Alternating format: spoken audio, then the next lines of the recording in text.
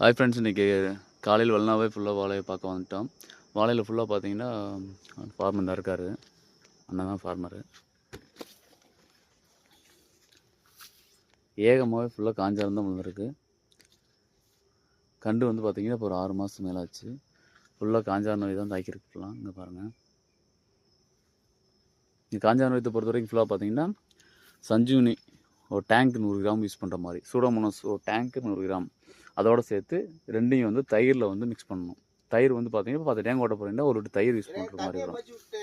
1 litre தயிர் வாங்க வேண்டியது இருக்கும். ஃபுல்லாக அந்த 1 லிட்டர் தயிருக்கு வந்து அந்த தயிரில் வந்து பார்த்தீங்கன்னா 1 லிட்டரில் இந்த சூடோமோனாஸும் சஞ்சீவனி மிக்ஸ் பண்ணிடணும்.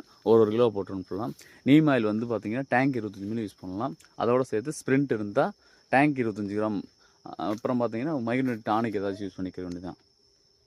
வேறு ஃபுல்லாக அந்த கருகள் இந்த பாஞ்சாரம் வேறு காய் விடுறதுக்கு மருந்து தேவைப்பட்டாலும் ஸ்க்ரீன் நம்பர் கொடுக்குறேன், கால் பண்ணுங்க. தேங்க்யூ.